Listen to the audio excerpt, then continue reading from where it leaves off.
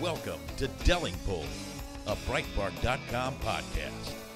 Here is the podcast host, James Delingpole. Welcome to the Delingpole podcast, a Breitbart production, with me, James Delingpole, and my guest this week, my special guest this week. You've been clamouring for him for so long, and for various reasons he's delayed. That's a clue. He's a male, not a female. And I'm really glad finally to have pinned him down because he has many stories to tell. He's known as @Toadmeister on Twitter. Have you guessed who it is yet? And it's Toby Young. Tobes! Hi, James. It's so good to have you back. I mean, you When actually... was the last time we did a podcast together? It was probably, the last episode of the last season of Game of Thrones? That might be it, which was a long time ago, Which was wasn't a it? while ago, yeah. Yeah. Are we going to do our Throne cast? What, when it final comes season? back? I guess we'll have to. Yeah. I mean, we are probably the world's most ignorant Game of Thrones fans. It took me a That's while. our shtick, isn't it? We know almost nothing. We can't remember anyone's name. We're hopeless. Yeah, exactly. I wanted to start, before we get any other business, but let's talk about the horror of your experiences. Because really bad things have happened since last we spoke to you. Yeah, I had a reversal of fortune at the beginning of the year. So I was appointed to this new university's regulator called the Office for Students. And my appointment, along with various others, was announced a minute after midnight on January the 1st of this year. And a couple of minutes after that, a story appeared on the Guardian's website saying something like, Toby Young to lead new university's regulator, or help to lead, which was a wild exaggeration. A provocation, in fact, to the left saying, come and get you. Well, I was one of 15 non-executive directors appointed to the board of this new regulator. I wasn't the chair, I wasn't the CEO. It was a fairly derisory position. Yeah. But nonetheless, in the eyes of the Guardian, I was helping to lead this new university's regulator. And of course, it triggered a lot of people. And a few minutes later, I was trending on Twitter as... You mean that close to midnight? That close to the announcement? Yeah, it was a few minutes after midnight on New Year's Day. I was trending on Twitter. And the reason was all these people were trawling through my Twitter history, everything I'd written in The Spectator, and further back, trying to find reasons why I wasn't a fit and proper person to serve on this particular board. And initially, the objections were that I wasn't employed by a university. I wasn't a vice-chancellor or a professor, so what on earth was I doing regulating the university sector? To which the obvious kind of comeback is, well, you don't want the sector to be marking its own homework. Of course, some people on the regulator should be employed by the sector, but others should be different from different walks of life. So that wasn't particularly serious, but and I thought it would kind of blow over within 24 hours, but actually it just began to escalate as people dug up more and more things I'd said, sometimes going back 30 years. So to give you an example, someone found an article I'd written on The Spectator in 2001, in which I was defending the British Board of Film Classification for being more liberal in its attitude towards pornography. And I was sort of making an argument for a more liberal censorship regime with respect to pornography, and pointing out that in countries with a more liberal censorship regime, like Holland and the Nordic countries, there was generally less sexual violence than in countries like Saudi Arabia, where they had these sort of draconian anti-pornography laws. Anyway, in the course of writing this article, I wrote about an incident in which Philip Larkin was loitering outside a Soho sex shop. Soho being London's red light district for your international listeners. But he was too shy to go into the shop and ask for what it was he wanted. So the owner came out and said, "Was it bondage, sir?" And as a matter of fact, it was. So he duly went in and so forth. And he wrote about this in a letter to Kingsley Amis. And in the course of telling this anecdote, I described Larkin as a fellow porn addict. So a mischievous sub-editor at The Spectator had headlined this piece, Confessions of a Porn Addict.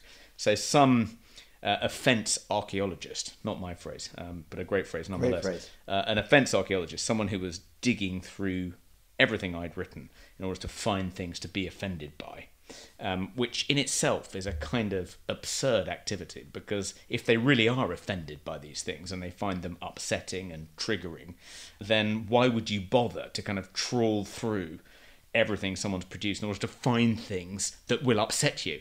And if you think they're upsetting and triggering, then why broadcast them far and wide if they're then going to upset other people? Of course, it's just a pretense. They don't really find these things offensive. They're just pretending to. Anyway, so someone dug up this piece I'd written for The Spectator, complete with the headline,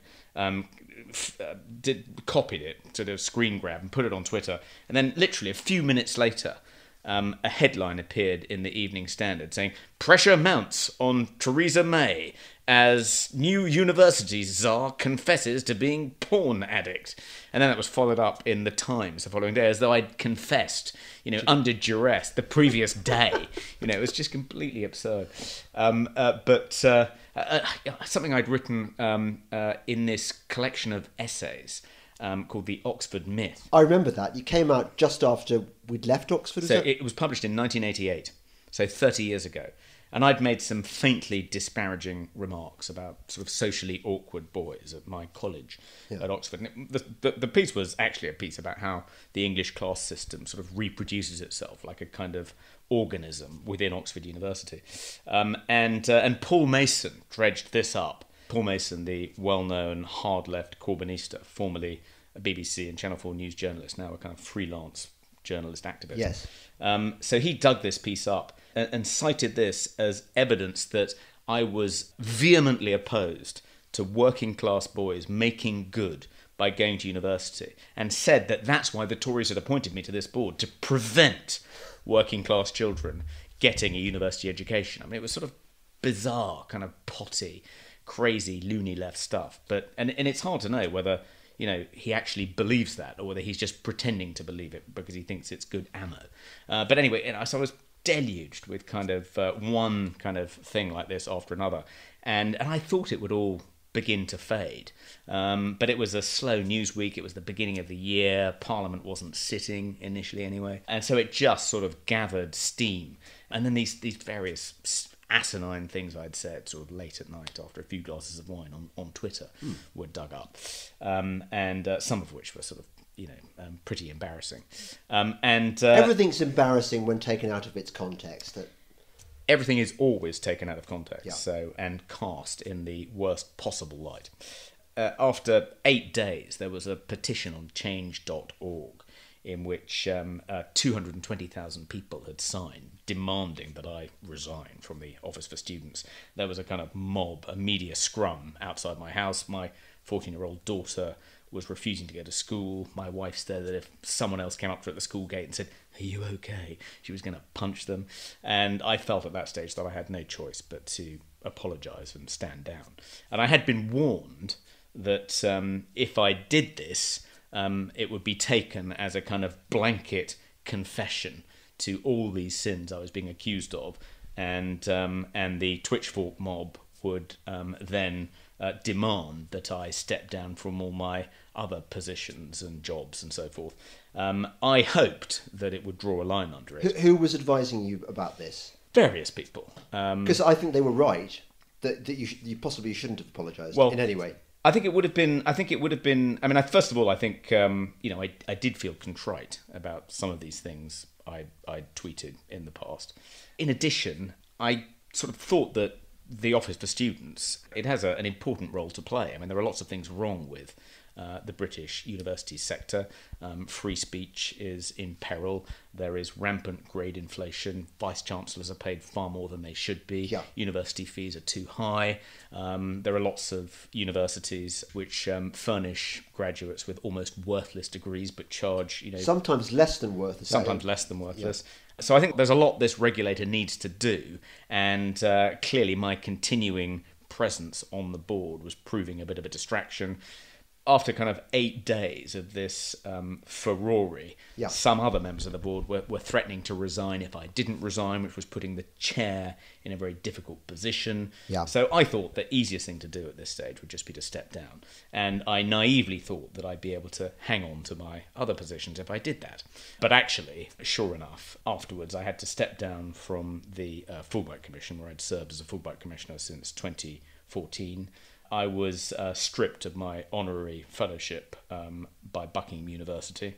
By Buckingham, which is supposed to be a private university, right? Yeah, one of Margaret Thatcher's supposed to be crowning glories. Yeah, the exception to the rule that all academia is being hijacked by leftists. So that was disappointing. Rather. And I had to step down from my day job, which was running this big free schools charity, helping other groups set up free schools.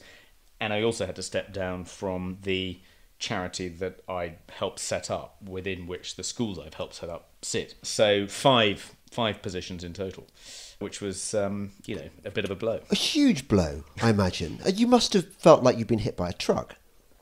I think it's quite unpleasant to be hunted by an outrage mob. And however robust you imagine you're going to be beforehand when targeted in that way, it is quite difficult to kind of stand up to withstand that kind of pressure. I think there's something, when you are being hunted by a pack who are baying for your blood, this kind of primordial fight or flight kind of primitive instinct kicks in. And you and it's sort of like almost as though you're, like, it's almost like that film Apocalypto. It's like you're running through the kind of primeval forest, being pursued by a kind of pack of blood-crazed, kind of frenzied hunters who just want to tear you limb from limb. And, metaphorically, that's, in some respects, pretty terrifying. One of the effects that being sort of twisting on the end of a twitchfork mob has is that you just start shedding pounds. And I think this must be to do with a kind of, it must be some sort of primitive response to being pursued by a mob. You shed pounds so you can run faster, and you're more likely to survive by getting away. Anyway, so I lost about half a stone during this kind of 8-day period. And so when it began to subside, I thought, crumbs, I've lost half a stone. I've always dreamt of being 2 stone lighter. I started out at 13 stone, and being 10.5 stone had been my kind of, ever more distant ideal, which I'd more or less kind of given up all hope of ever achieving. But when I suddenly lost half a stone in sort of almost a week, I thought, crumbs, well, maybe it's possible. And so I started exercising regularly, and my diet improved, and I drank a bit less. And now I am, in fact, approaching 10.5 stone. I call it the public humiliation diet. Are you about to tell me that you've now patented the Twitchfork diet, and you've made millions by selling it? Well, because that would be a happy ending, wouldn't it? Yeah, an exercise video. Yeah, I actually spoke to Isabel Oakeshott, who was a journalist. She's been on a couple of times on the podcast. Yeah. So she wrote the scurrilous biography of David Cameron, in which I featured. You featured, exactly, yeah. So of course you know her well. And I was talking to her at the Spectator party this year about the public humiliation diet, and she said that she tries to engineer some kind of major scandal every 6 months or so, just in order to lose half a stone. So Really? perhaps we could jointly do a his and hers exercise video. But I've never had it as bad as if you've had Touchwood, but I have been on the end of a Twitchfork mob, as you know, before now. And as each minute passes, you're not sure what new horror is going to appear, or whether you're going to wake up the next morning and it's going to have blown over, or whether it's going to have got much, much worse. And one's wife gives one these kind of, what the hell have you got us into? Yeah. And that's awful. But I would say, look, you did nothing wrong. You really, can I be your father confessor? Toby, you did nothing wrong. It's them. It's how they operate. Look at the fact that they were there to get you within minutes of the appointment being announced. The fact that there were 200,000 ready-made people, and these are the same people who sign every left-wing petition going. And they give the illusion that they are representative, and they're not representative. This is a hardcore of social justice warriors who want to destroy anything which is even slightly to the right of them. Yeah, I think it's, and you know, I'm certainly not the only person who's been targeted in this way, and I'm sure I won't be the last. I mean, you know, scarcely a day now passes without someone finding themselves at the mercy of an outraged mob. I mean, what's interesting about it is that, and what makes it quite scary, is that they aren't state actors for the most part. I mean, I like to think of it as a sort of crowdsourced Big Brother. It's a kind of surveillance enterprise which isn't being financed by the state and isn't systematic or organised. It's not like the kind of surveillance machine in the kind of Batman reboots or in the Marvel films.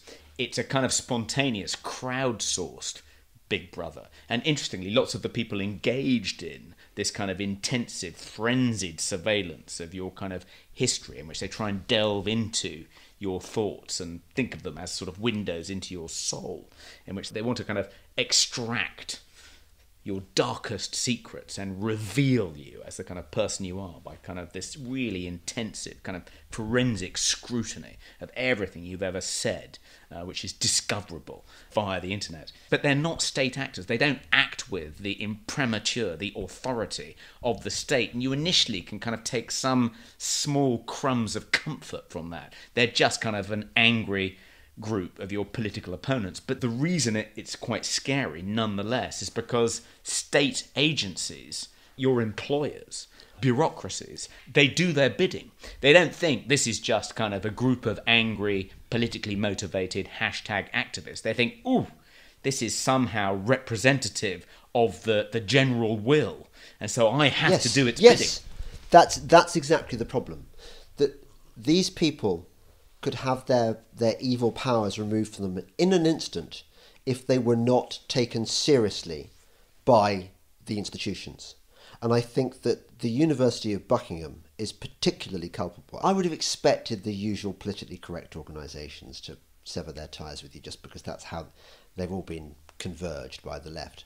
But for when the University of Buckingham does it, a private university, which kind of stands up for classical liberal principles, I think, then and there was one of the most disappointing moments was there was an emergency question about my appointment to the Office for Students granted by John Bercow to the Labour Party. So there was a House of Commons debate, and Dawn Butler led for the Labour Party, and it was produced a string of stories about me, nearly all of which, if not all, were wrong. Yeah. So what she got a researcher to kind of trawl through my confessional memoir, How to Lose Friends and Alienate People, in which I tell all these kind of embarrassing, self-deprecating stories against myself, and had dug up various stories, but got them all wrong in various respects. So, for instance, I tell a story in that book about, this is something that happened in 1995.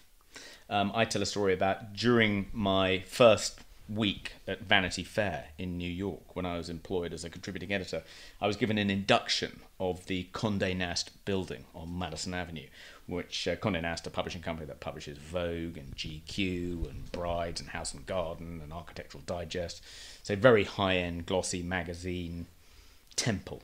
And the woman giving us the induction of the building said, if you ever get lost, you can always consult the model in the lobby, meaning the model of the building.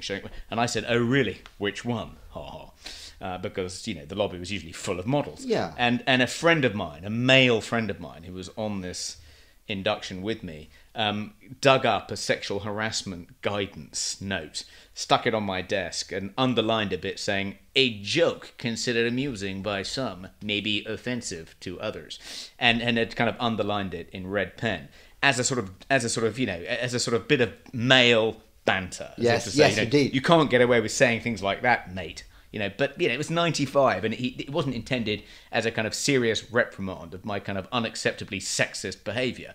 far, let alone actual sexual harassment. So Dawn Butler, or her research, she presented this in this article and she said, he is such a misogynist that a work colleague only 12 months ago at this organisation he runs, funded by taxpayers' money, had to leave a memo. A poor woman who he'd sexually harassed had to leave a memo on his desk pointing out how unacceptable his behaviour. That's who we're talking about, honourable members. And it was like, no, you've got that completely wrong. And she presented it as having happened, 12 months earlier. And it was just, listening to that was terrible. But the worst part was when 2 or 3 Conservative MPs got up on their hind legs in the course of that debate and condemned me as well, who taking this sort of stuff at face value. Can you remember their names? Sarah Wollaston was one of them. Yeah, you see, they were all Remainers. Sarah Wollaston is one of those MPs, those Conservative MPs, who no way belongs in the Conservative Party. She's basically a Liberal Democrat who... She only got voted in, didn't she, with one of those things where people from all parties can... What are they called? Anyway, it was disappointing. The blue on blue attack. Absolutely ghastly. We're going to continue this in a moment. You're listening to the Delingpole podcast with me, James Delingpole, and my very special and long-awaited guest, I might say, Toby Young at Toadmeister. More in a moment. Breitbart News Daily with Alex Marlowe. Jeannie in Pennsylvania. I think he's gotten away from what we really hired him to do, which is draining the swamp. If you look at the real picture of draining a swamp, you go in and you take all the water out of it. What does it leave? It leaves the gunk. He cannot get rid of the gunk. We have to get rid of the gunk. Everything he's doing, he's lowering the water so we can see who needs to go. The only way they can go is if we vote them out. Breitbart News Daily. Weekdays at 6 a.m. Eastern on Sirius XM Patriot 125. This is Delingpole, a Breitbart.com podcast. Here once again is James Delingpole. Welcome back to the Delingpole podcast with me, James Delingpole, and my very special guest, Toby Young. Toby, I remember that probably about 6 months before all this bad stuff kicked off, I was hating you, as anyone can hate a friend who's doing well, on the Gore Vidal principle. I was thinking, that bastard, Toby Young, he's not content with being a really quite successful journalist. Now he's turned gamekeeper. He's joining the establishment. And any minute now, he's going to be elevated to the House of Lords. I really thought you'd done your brown-nosing. And to be fair, I mean, what I characterise as brown-nosing, you've done some... I don't want to, blow smoke up your ass or anything, but you have done really good things in the field of education. Despite being a kind of frivolous, irresponsible, mischievous bastard, etc., you've also done some very grown-up good things, haven't you? I've been involved in education for a while, quite seriously since 2009, and helped set up one of the first 24 free schools. Which your free school that you set up there are poor kids who go to your school, right? Well, that was one of the frustrating things about being attacked by people like Paul Mason and others who were questioning my bona fides as someone who actually cared about helping disadvantaged children get a good education, is that I kind of kept thinking, well, what have you actually done to help disadvantaged children get the kind of opportunities that they need and that generally in our society are confined to middle-class children? And, I set up this secondary school, helped set up this secondary school in 2011. I helped set up 3 primary schools subsequently, run this organisation which helps other groups set up free schools. 40% of the children at the West London Free School are from disadvantaged backgrounds. We had our first group of A-level students this year. Something like 83% got offers from universities, something like 65% from Russell Group universities. Our GCSE results this year put us in the top 10% of comprehensives in the country. Going back 30 years, when I was at Oxford, when I was supposedly this horrific snob trying to prevent working class children from getting a university education, I was actually engaged in this broadening, widening participation program, which involved going to 6 forms in disadvantaged parts of the country to try and persuade children to apply to Oxford. Yeah. One of the frustrating things about all this is that it was as if being virtuous is less important when judging someone's character than being an effective virtue signaller. And virtue signalling now trumps being virtuous. Well, it doesn't matter whether you've actually done anything to actually help disadvantaged kids. If you've breached some identitarian speech code, some rule about what you can and can't say about disadvantaged children, then that casts you beyond the pale, regardless of how much work you've actually done to help disadvantaged children. I've seen the left manoeuvring itself into this position over the last 10, 15 years, where they've almost decided as though thought crime and speech crime are not merely as bad as actions, but actually somehow worse than actions. That all the stuff you've done at schools, all the deprived kids that you've undoubtedly enabled to have a better education than they would have done if you had not existed and if you hadn't set up this school. This counts for naught. What matters is that you are not part of the correct thinking liberal elite, whatever you want to call them, and therefore you are anathema. Mm-hmm. That's frightening. And another dimension, I think, of all this is that whilst the outrage is presented as moral outrage, they're just appalled that someone who has said the things you've said, who has breached these various politically correct speech codes, could be appointed to a public position. There's also an element of kind of barely suppressed snobbery about it too. One of the reasons, I think, that various members of elite groups and institutions are so quick to adopt the lingua franca of left-wing identity politics is because that is now the lingua franca of the ruling class. If you are going to be a member of the New York Times editorial board or a director of the BBC or a senior executive at one of the tech giants, you need to talk in this particular way. You need to observe these various speech codes. You need to acknowledge this identitarian agenda. Yep. And not doing so sort of means that you don't really belong amongst the kind of Brahmin class. Yep. And one of the reasons I'm sure that people are so quick to mimic this language, pick it up, is because it's a way not just of signalling their virtue, but a way of advertising their membership of the Brahmin class, because now this is the official religion almost of the ruling class. I think I want to develop that in a moment, but just wanted to backtrack to something you said about the Dawn Butler speech. I've never heard Dawn Butler speak. I've read transcripts of what she says, and I'm sure she's a ghastly woman. She's the same one who professed outrage, isn't she, over Jamie Oliver's jerk chicken recipe. His inexcusable cultural appropriation of she's a race baiter, basically. She plays the same game that David Lammy does. She generates these outrage storms based on nothing. It's designed to marginalise you and make you an object of ridicule and hatred. And I don't think this is something that we on the conservative side of the argument do nearly as much as the left does. You look at Owen Jones, for example, who's probably about the most vocal leftist. Would you call him a journalist even? He's more of an activist who happens to write for The Guardian and appears on the BBC a lot. And if you look about how he talks about things, how he talks about his opponents, it's almost like reading a kind of Die Stürmer article on Jews. It's look at this person. This person is so disgusting, so revolting that actually, really, in a way, they're lower than vermin and really I'm not sure they belong on this planet. There's the implication that you're not really fit to be part of the human race and therefore you cannot be debated with. You should not be given any position of authority or you shouldn't be there, basically. And they do this all the time. Yeah.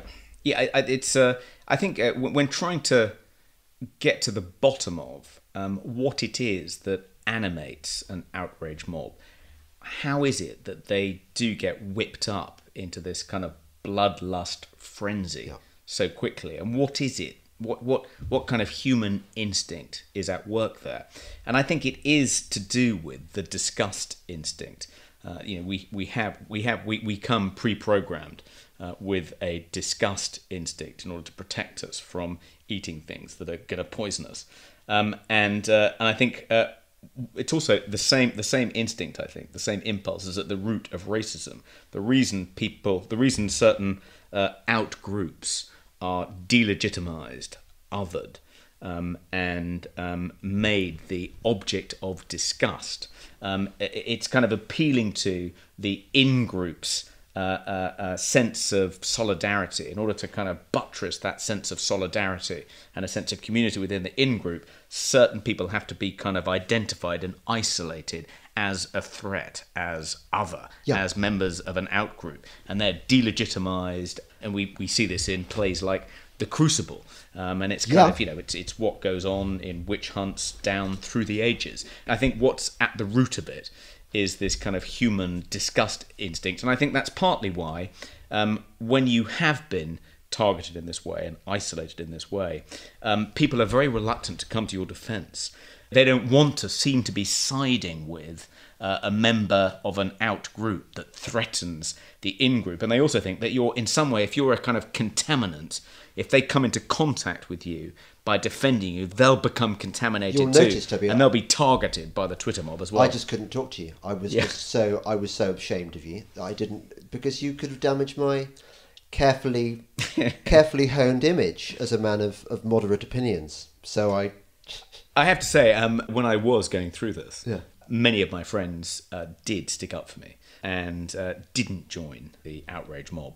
And I had it better than many people who found themselves in similar positions, who don't get many people but come tell to me, their actually, defense. more interestingly, did some of them not come to your help? Did you? Yes. And that must have been an interesting experience. There were some journalists who I've known for 30 years, and who I've always been on quite friendly terms with. No one I'd say was a kind of real mate. Yeah, okay. But people I've been friendly with for 30 years.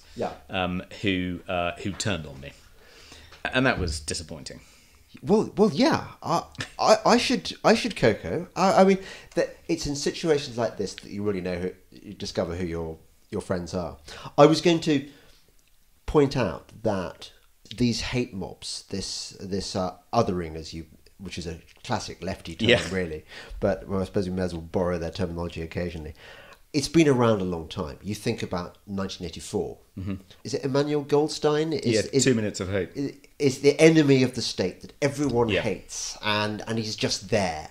And you became the mob's Emmanuel Goldstein for however many weeks. Interestingly, people have said to me afterwards, do you think if the outrage mob that was coming after you realised the human toll that they were exacting, and the impact it was having not only on you but on members of your family, your children, and so forth, that would have given them pause? And I don't think it would. I think that would have probably just kind of increased their frenzied bloodlust. They want to tear you limb from limb. They want to destroy you. Absolutely, absolutely. And they don't really care whether or not you're guilty or innocent. It's once the bloodlust is up, process. You are Sinner the poet who gets torn apart for just, my bad verses. Had you read, or have you indeed read since, SJWs Always Lie? I have read some of that. Yeah, and I thought it was good. I think one of the things which makes all this quite hard to take is the kind of this sort of sense of injustice. Yeah. And you think, I've always been a reasonably good citizen. I pick up litter.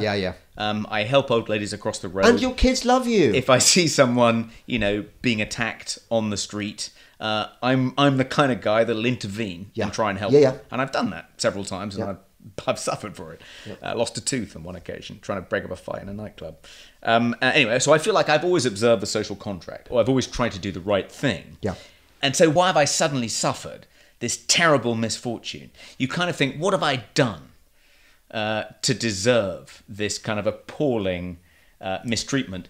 And you realise then that actually you were labouring under what's called a just world fallacy. You believed we live in a just universe in which there is some sort of supernatural force, call it God, call it karma, that is making sure that if you're a decent guy, if you behave well and observe the social contract, that bad things won't happen to you.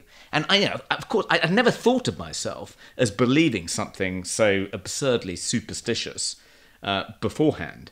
But after it happens to you, after you suffer this terrible reversal, you have this sense of injustice because you realise then you were entertaining this completely illusory idea that you exist in a just universe. Yeah. And one of the things that's quite hard to come to terms with when it happens to you is this kind of it couldn't be made clearer to you with a kind of nail and a hammer that karma doesn't exist and that we don't live in a just universe and bad things happen to good people. The odd thing is that if you read, for example, Christopher Booker's superb 7 Basic Plots, you realise that literature is designed to teach us how to live our lives, how the world really is. And I think of, did you do PPE? I did. Well, you bastard. So you had it all coming to you, really. I have no sympathy left. You think about works like, well, almost the entire work of novels of Thomas Hardy, Jude the Obscure. It tells you, you have these dreams and they get shat on by the... Look at Tess of the D'Urbervilles. Yes. She just gets her expectations crushed. Yes. Look at the book of Job. Yes. The Bible, for heaven's sake, tells us that... Yes. And yet, why is it that why are we so surprised? Why are we surprised? When the world turns out to be, a random collection of You're molecules. a movie buff. Surely, do the movies tell us that? Actually, no. What about the one set in the prison where he eventually escapes? The Shawshank Redemption. The Shawshank Redemption. I blame that film for giving us a false expectation. Yeah. Mind you, he does... Well, that was Alan Bloom's description of American mass culture. Tragedy without the abyss. Tragedy, but with a happy ending. Yeah. Maybe I watched too many American movies. That's why it's so popular. The full import of tragedy hadn't had its proper effect on me.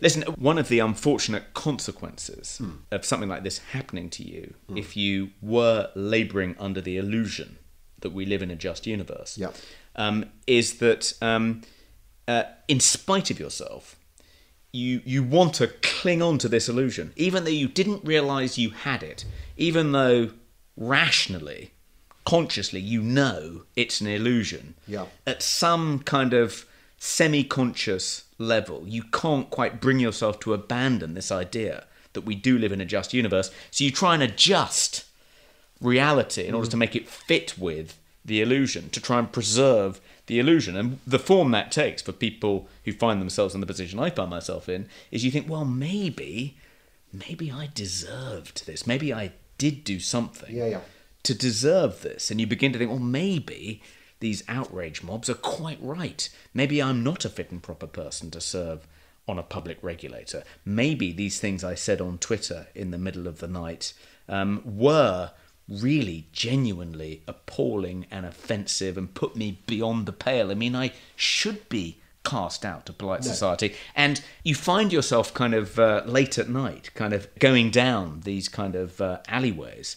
And I think the reason is it's a form of cognitive dissonance. It's a way of trying to preserve the world view, which has taken such a battering from all that's happened to you. And in some cases, what that can result in is people who find themselves twitching on the end of these pitchforks committing suicide. So this woman called Jill Messick, I don't know if you know this story. No, tell me. Well, Jill Messick was named by Rose McGowan as one of Harvey Weinstein's enablers at the kind of height of the Me Too frenzy, moral panic. So Rose McGowan claimed that she reported Harvey Weinstein's assault of her to Jill, who was then her agent. And she claimed that Jill didn't do anything about it. She didn't report it up the chain of command, and nothing ever happened to Harvey Weinstein. No one ever spoke to her about what had happened to her. In fact, Jill did report it up the chain.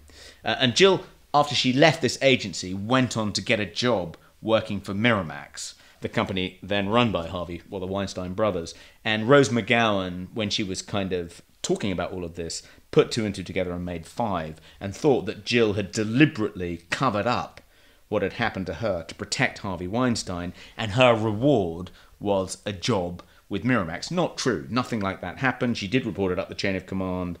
She didn't do anything wrong, and she just happened, coincidentally, to get a job with Miramax much later.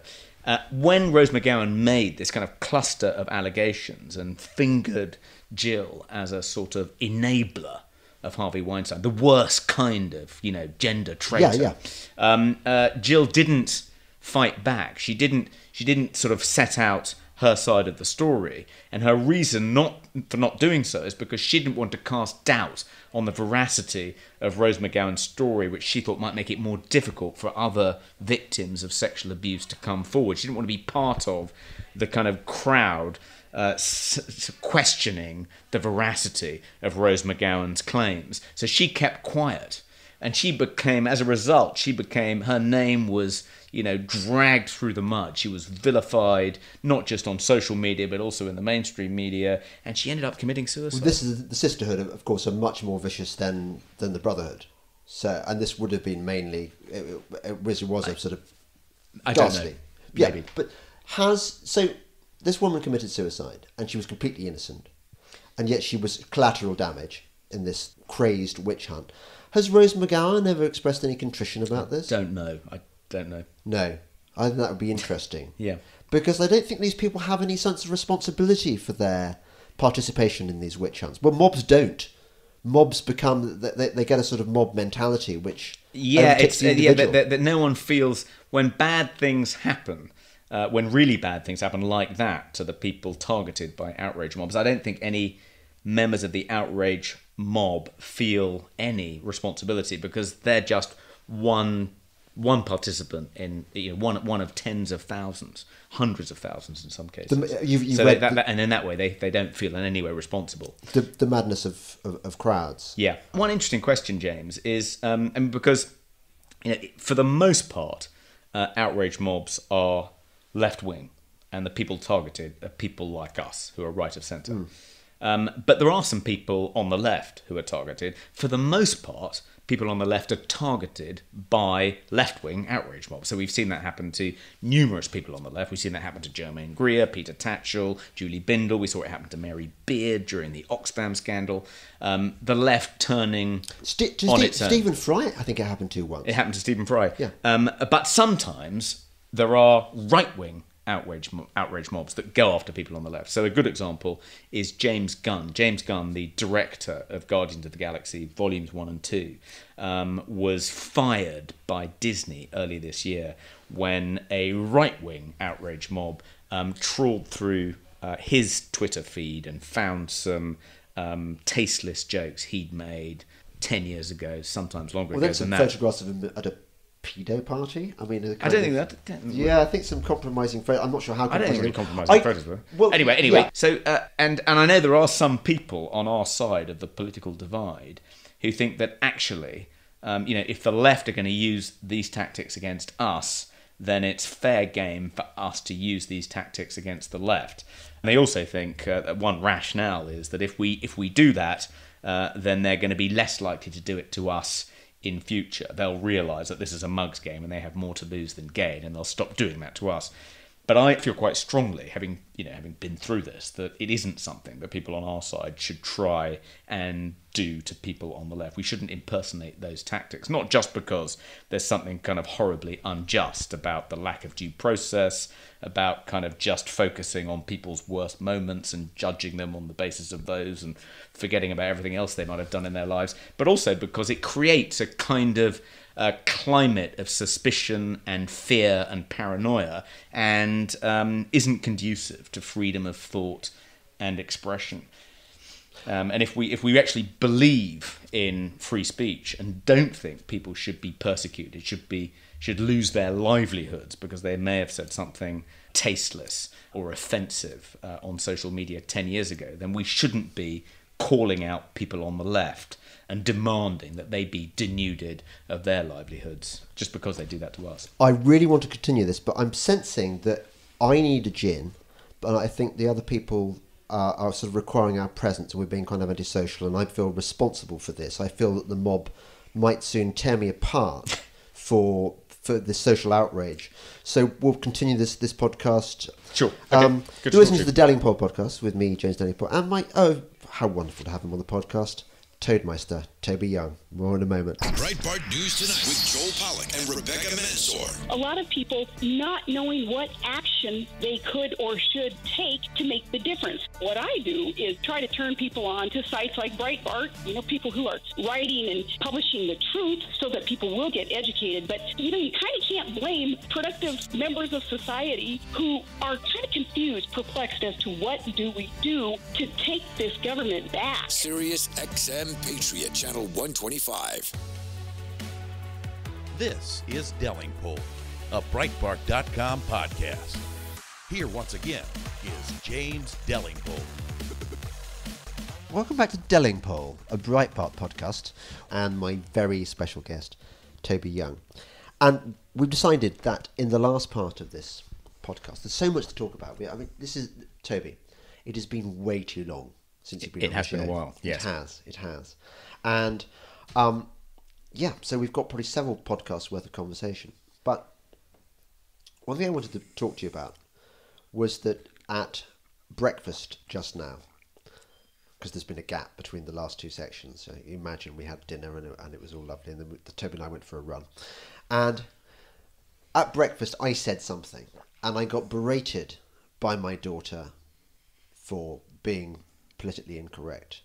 And you made a really good point, I think, which is a real problem with the young, not just my daughter's age, but a bit older. She's a late teenager, but people at university.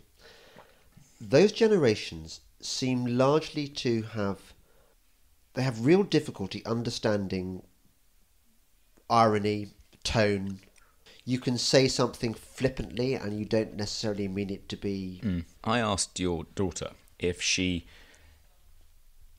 had registered the fact that you weren't being straightforwardly politically incorrect so much as quoting politically incorrect language for kind of semi-satirical reasons. And it wasn't clear from her answer what the answer was. But it seems to me there are and when we see this kind of thing happening a lot, so many of the things I said and was condemned for were said ironically, such as describing myself as a porn addict, for instance, in a piece I wrote for The Spectator almost 20 years ago. I didn't mean it in a straightforward, literal sense, but it was taken completely literally when people use that to bash me over the head with. And there are sort of three options, I think. The first is that amongst these hashtag activists, they simply don't hear that register. They're just not attuned to it. They don't know, to them, there is no difference. They don't hear any difference between an unironic, a semi-ironic, and an ironic use of a phrase like porn addict. Yeah. The second option is they hear that ironic register, but they don't think that excuses the unacceptable language or the behaviour being referred to. So they don't regard that as a legitimate excuse, but they do nonetheless hear it. Yeah. The third option is they hear it and recognise that that does mitigate the offensiveness of what you've said, but they deliberately choose to ignore it in order to justify their outrage, which makes the outrage slightly confected. Yeah. And I think it's usually number three, but I don't know for sure. I think that probably it's a mixture depending on the intelligence levels of the people involved. So I think, for example, I'm thinking of Babylon Berlin, one of my favourite TV series. Is it good? I haven't seen it. It's the best. It is just awesome. Is it up there with Breaking Bad and The Sopranos?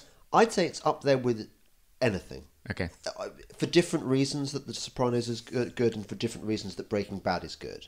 It's possibly not as we must have a recap at the end about what we've been watching since we've last done this. You get a sense that when the Nazis appear, and I'm sure it's the same with communists or whatever, is that angry young men and nowadays women as well who are looking for a cause, they're angry about stuff. They're pumped full of anger hormones, and they've got these slightly unformed political opinions, and they're looking for something to nail. They're looking for a mast to nail their colours to.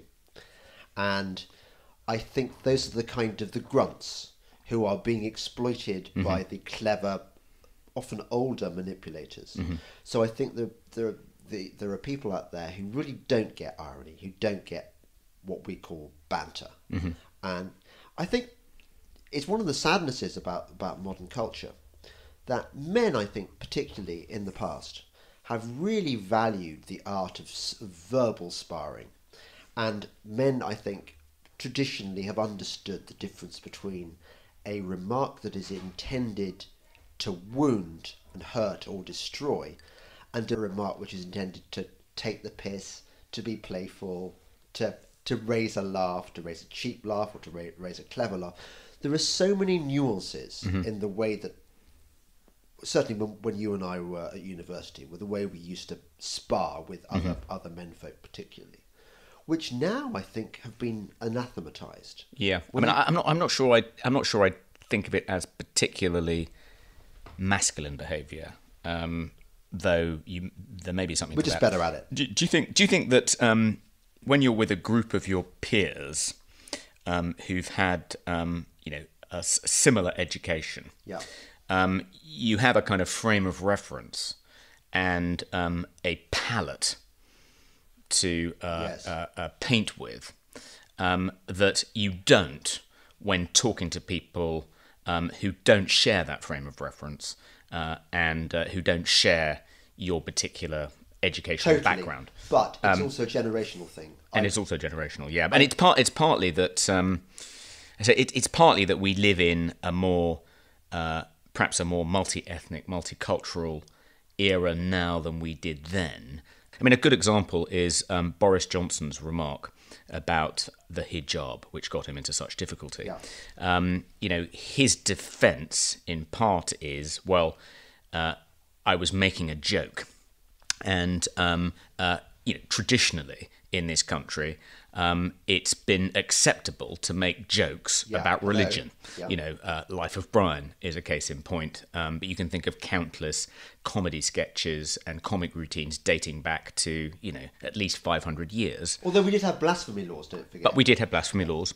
Nonetheless, it's only been a fairly recent development that one's expected to censor oneself for fear of giving offence to people who have these kind of strongly held religious views. In the past, one wouldn't have taken that into account. One would have just thought, it's a free-for-all, we just take the piss out of one another all the time. That's the kind of country we are. That's the sort of people we are. Yeah. We don't take anything too seriously, and if we do, then it's up to us to deal with it if we find something like the life of Brian kind of But I think that has ultimately been one of the missions of cultural Marxism, whatever you want to call it. Political correctness is the policing of cultural Marxism.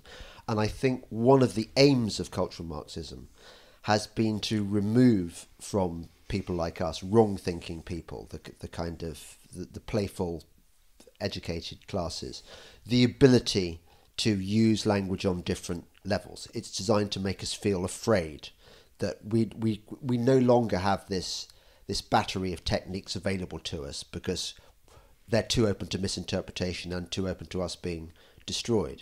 But I think it's a shame because one of the interesting characteristics of the new era we live in is that even though a lot of identitarian aggression is informed by postmodern critical theory, there's a kind of almost willful simple-mindedness when critics on the left want to rule Boris as being beyond the pale for making the joke he did.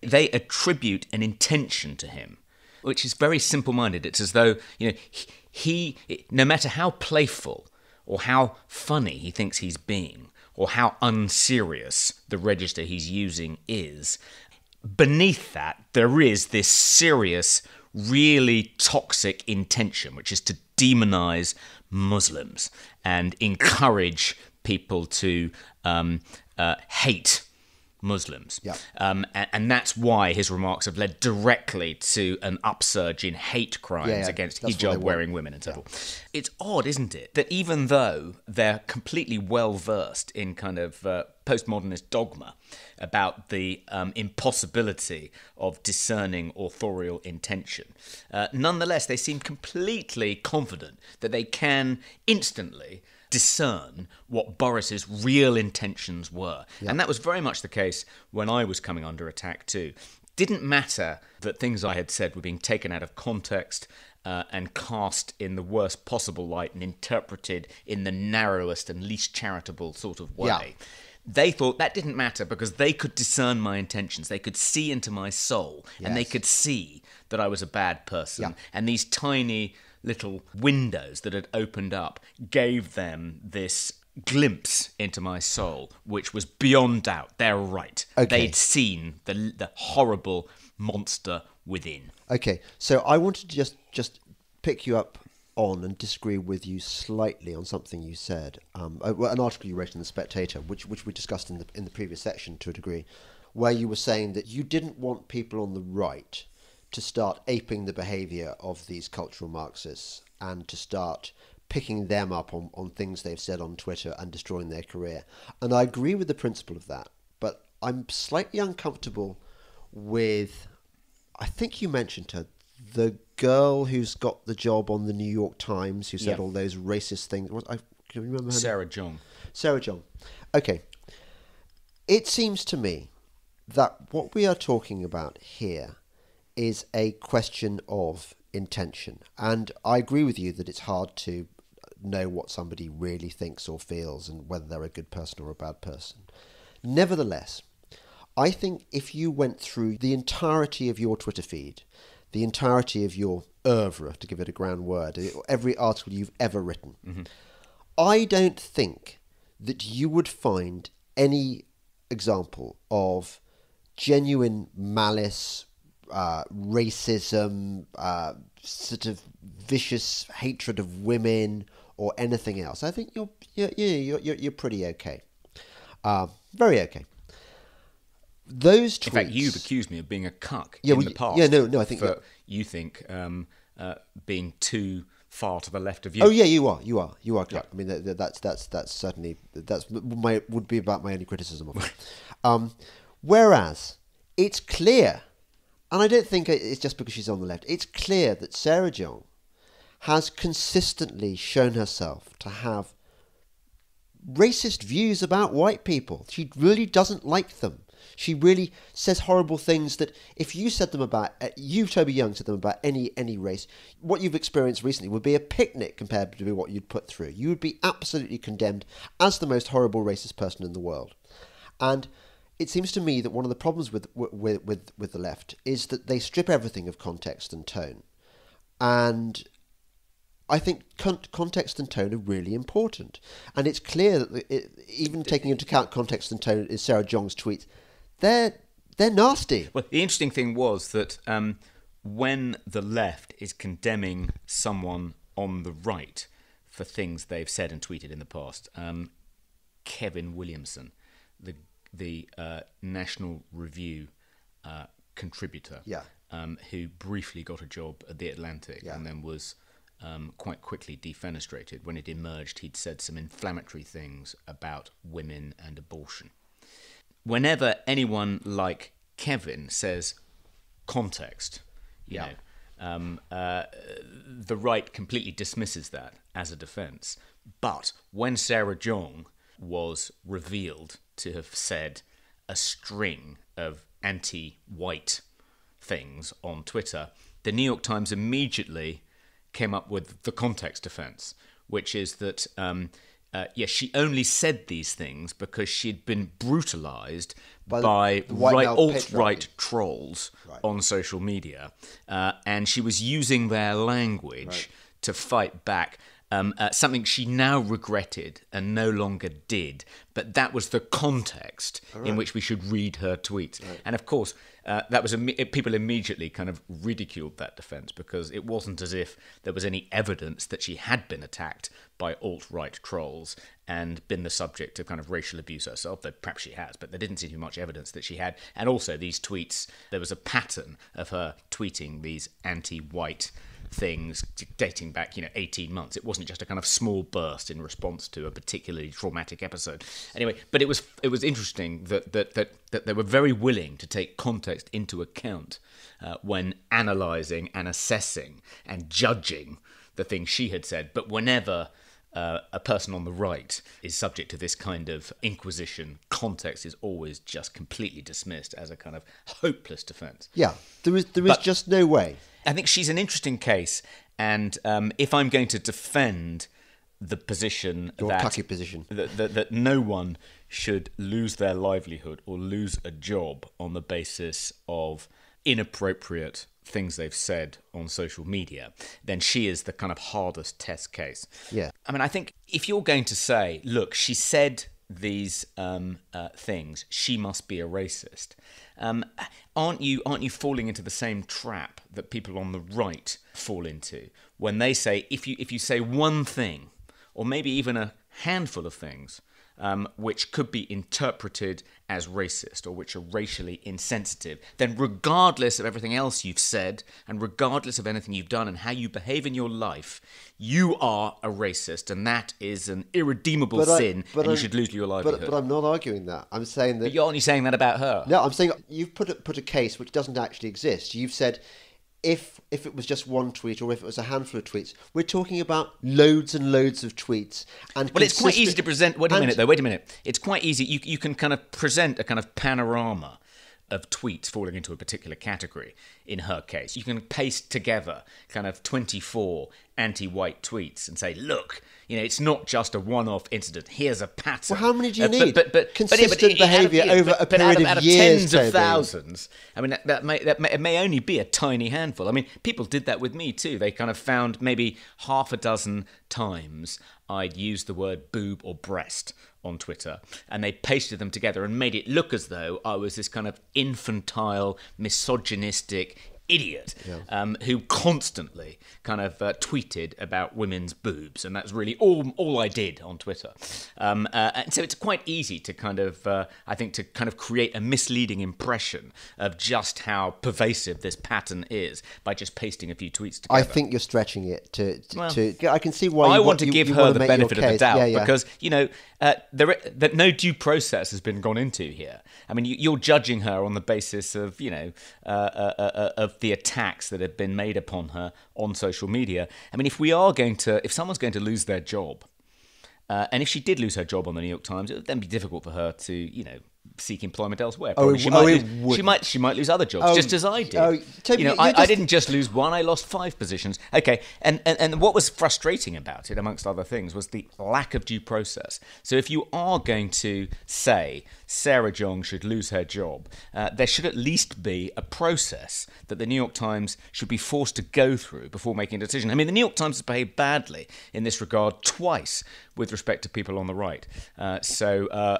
Quinn Norton hired the left, dug up some things she'd said on social media, some inappropriate friendship she had and so forth. She was sacked very promptly. There was another guy, a geneticist, Razib Khan, again employed as a blogger by the New York Times and then fired almost immediately. So they have a terrible track record of responding to these outrage mobs, doing their bidding without observing any due process. So I'm pleased that they haven't done it in this case, even though it reveals them as being completely hypocritical. And let's hope it makes it harder next time they employ someone right of centre for them to sack that person when an outrage mob demands that their head rolls. Well, that second scenario you've outlined simply ain't going to happen. They are always going to persecute the right because it's what they do. I'm perfectly happy for that unpleasant girl not to have been sacked, because I think that she is a glaring example of the hypocrisy of the left. And I think that I agree with you up to the point where I would say we on the right don't need to hound people out of their jobs. but we do need to point out at every turn the hypocrisy and double standards that's fine. Of the left, because they are I've appalling. got no issue with that. But No. it would be harder for us to, I think, point out the left's hypocrisy if we then were guilty of the same hypocrisy by defending people on the right whom left-wing outrage mobs come after, but wanting to toss under a bus people on the left who right-wing outrage mobs want to come after. I don't agree, by the way, though, with this definitely what I would call a cuckish line. Which was it Nikki Haley who came up with this line about how people on the right shouldn't try and score points off the left and shouldn't try and crush them in arguments and shouldn't make them feel small? No. I think we take the fight to the enemy. And Well, I think another thing to factor in here, James, is that you don't need right-wing Twitter outrage mobs to get left-wing people who've crossed various lines, breached various PC speech codes fired, because the left turn on themselves all the time. They eat their own constantly. That old phrase, We don't the do right look outrage for mobs. allies, the left look for traitors. Not always true, but broadly true. And you see that over and over and over again. We don't need to do that work. They're going to do it for us. I think one of the reasons, but briefly, Twitter, one of the many reasons that the left hate us is that we are so much better at banter than them. We are so much better at memes than them. We are so much better we have a lightness of touch that they are incapable of. We laugh at them. We're funny. They're not. They're just angry all the time. Look at Owen Jones's Twitter feed. Look at Not many jokes in there. not many laughs. No, we can do it. Partly it's a self-defense mechanism, because we know that if we say anything outrageous, we are going to get held to standards which the left are not held to by Twitter because of their bias. But also, we're funnier than them. We just are. We're just nicer people. There is that. It's interesting, isn't it, that quite often what inflames the Twitchfork mob is a joke. Yes. Made by someone on the right. Boris's remark about the hijab, case in point. And it reminds me, someone actually sent me at the height of the furore over my appointment to the Office for Students, someone sent me a copy of Milan Kundera's The Joke, and I'd forgotten, but then reread it. And it's about an intellectual in the Soviet-era Czechoslovakia, essentially being persecuted by the authorities for having made a politically unacceptable joke. And for Kundera, this was the kind of great illustration of the intolerance of communist totalitarian regimes, that you weren't even allowed to make jokes which were satirized the kind of the communist commissars. So, briefly, let us gaze into our crystal balls. Yeah. Because you have, obviously being a cuck, have a more squishy, nuanced view of what's going to happen in British politics than I do. Let me say, I'm appalled by the Chequers agreement. I just think Theresa May is about the worst Prime Minister ever. I think she's betraying Brexit. And hey, you campaigned for Brexit as fiercely, if not more so, than me. So you've got great honour in that particular field. So I respect what you say. Surely you were disgusted by the Chequers agreement. Yeah, I'm not a fan of the Chequers proposal, and I'm particularly disappointed that that is our opening bid, and we'll probably have to resile from it, and that what Theresa May is likely to end up with it's even worse. Is what could be called Chequers minus. Oh, God. Like the worst deal ever, but wait, it's Yes. going to get worse. And if the choice is between Chequers minus or no deal and WTO, then I'd go for no deal and WTO. I think it's interesting to try and predict what's likely to happen in the next 6 months or so, which is going to be an incredibly tumultuous time in British politics. I mean, Theresa May is going to have to decide quite quickly whether she's going to try and get Chequers minus through the House of Commons, or whether she's going to think, no, that's just not possible because the Eurosceptics are never going to vote for it, not enough Labour MPs will vote for it to compensate for that, so I'd lose that and I'd then have to resign in ignominy. She might think, therefore, my safest course is to just bring a withdrawal agreement before the House of Commons. And if she's going to do that, she's going to have to make that decision fairly quickly, because she's going to have to square that with Barnier and the rest. If she does that, I think one scenario in which she could resign with some sort of honour or reputation intact would be to just present the House of Commons with a withdrawal agreement and say, this withdrawal agreement has a transition agreement attached to it, but the permanent free trade deal has yet to be determined. And if you vote for this fairly modest withdrawal agreement and transition arrangement, I will then take us out of the EU on March 29th, and I will then step down, and you, the two different factions in the Conservative Party, can then fight it out between you as to who's going to succeed me, and then take the lead in negotiating the permanent free trade agreement. And it might be that in those circumstances, the Eurosceptics would vote for her, would vote for the agreement she brought before the House of Commons, and she could then resign in April and retire from the field of battle, having achieved something. There's a flaw in that, though. That presupposes that Theresa May is intelligent, decent, honourable. I think she is intelligent, decent and honourable. But nonetheless, I think that's a less likely scenario, even though that is the scenario I would like her to ain't gonna embrace. Happen, I think it's less likely than her going all in on checkers minus and trying to get that through the Commons. But I think she realises that it would be very difficult to get that through the present House of Commons. And therefore, her best hope of getting checkers minus through the Commons is to first secure the deal and then call a general election and say, this is the deal. This is the best deal we're going to get. There isn't a better deal than this available, because if there was, I would have negotiated it. This is all the EU are prepared to offer us. It's better than no deal. Re-elect my government and my party and give us the majority we need to get this through the House of Commons, or reject me and embrace uncertainty. And it would be, I think, quite difficult in those circumstances for... it might be that Labour might then strategically decide to abandon its own Brexit position and say, what we want is a second referendum, so vote for us, and you'll be voting for a second referendum about whether to embrace this deal or not. I think it's unlikely. I don't know if it's probable, but I think it's certainly possible that Theresa May, having secured checkers minus, could then call a general election in the hope of securing a large enough majority, a mandate to take that through the House of Commons and then take us out of the European Union on March 29th on that basis. And I don't think it's a foregone conclusion that she would lose that general election or end up with an even lower number of seats than she has at present. That's just awful. That would be just continuation Cameron, which was continuation Blair, that kind of continuation of the very thing that we all voted against on June the 24th, whenever it was. Would you, in that scenario then, James, if she did call a general election and the issue, it was a one-issue election, a single-issue election, and the issue was, do you accept or reject checkers minus, would you vote for Corbyn? Or would you not vote? Well, would you vote for UKIP? That scenario has just made me hate Theresa May even more than I do already, which is impressive. I don't know what I'd do. It would drive me up the wall. It's so evil, that plan you outlined. It can only have been the work of a criminal genius. It's horrible.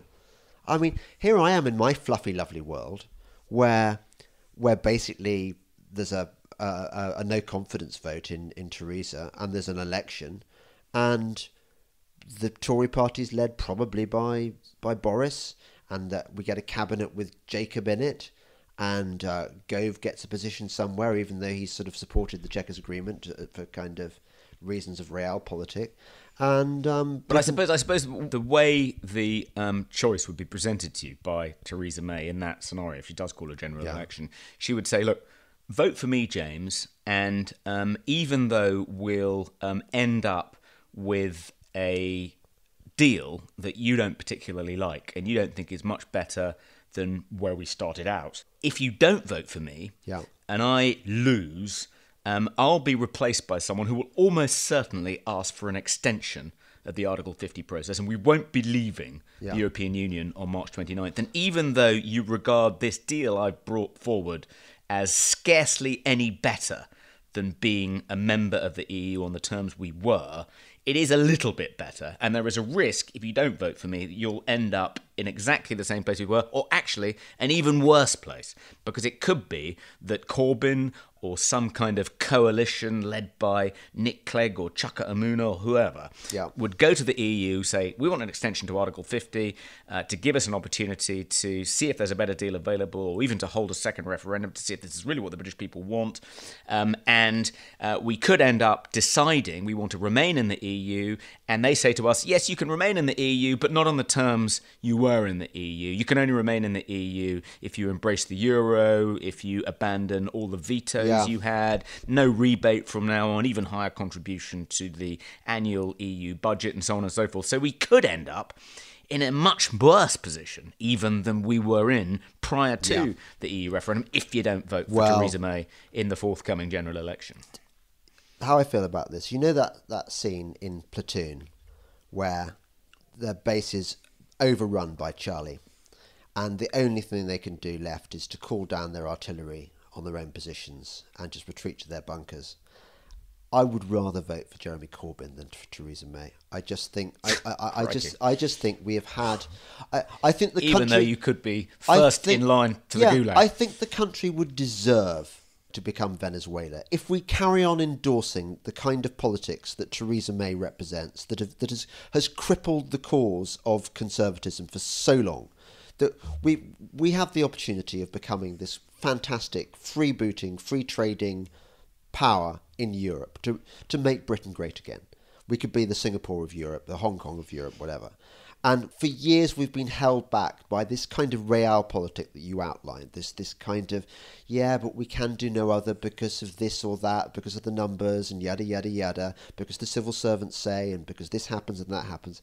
I think people have had enough of that. I think people want to take the risk, high stakes gamble, and I would hazard all.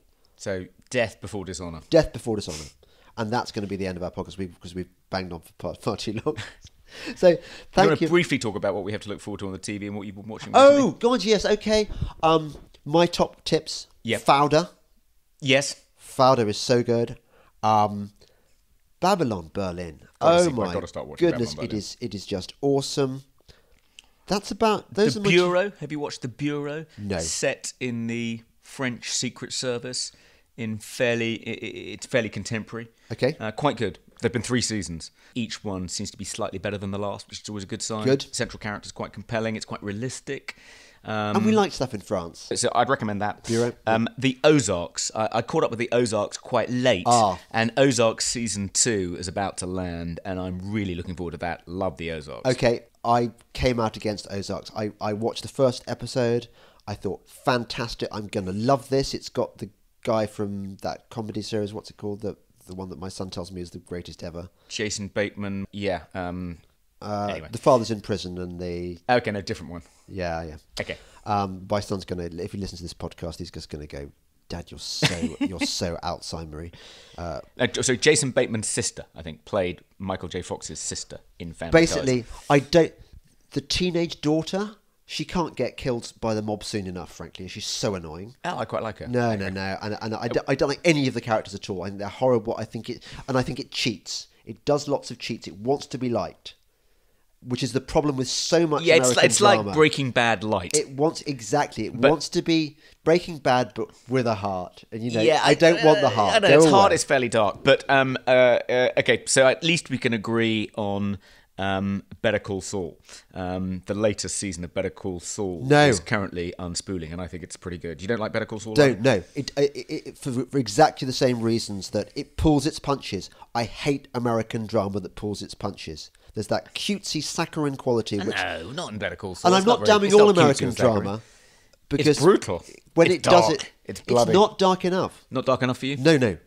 But is anything dark enough I've for said you? that, but season 1, I couldn't get past season 1. Maybe that suddenly it's acquired some... it's partly it's a prequel, so you're charting the corruption of the central character, who is the lawyer in Breaking Bad. Yeah, but... So it gets progressively darker with each season. He was the comic foil. Yeah. In a bit like in the history plays where you've got the scenes with full staff and or Pistol and Nim or whatever. It worked. You don't want to see a prequel to the Henry plays, which just I loved. Well, he did that with Merry Wives of Windsor, didn't he? But I loved the Saul character in the context of Breaking Bad, but removed from that context, it all gets a bit... My benchmark for this is A-Team. I hated the bloody A-Team. Absolutely ghastly. I don't think that comedy and action mix, or it has to be very, very right.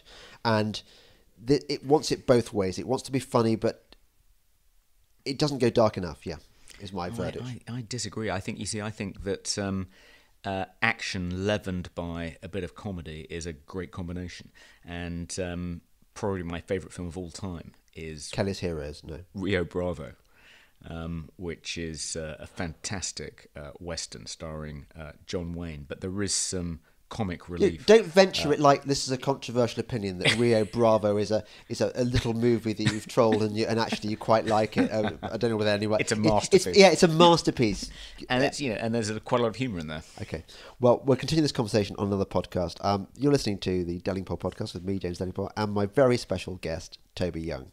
Thank you. Bye-bye. Sonny's Corner with Sonny Johnson. Everything in hip-hop is not bad. Kanye agreed with us, so let's love him today until he raps tomorrow and you turn your back. Because if you jump off when the fun of the moment is over, then you are in fact making Kanye the token he is accused of being. So please, don't do that. Don't go there. Sonny's Corner with Sonny Johnson. Saturday from 1 to 3 p.m. East on Sirius XM Patriot 125.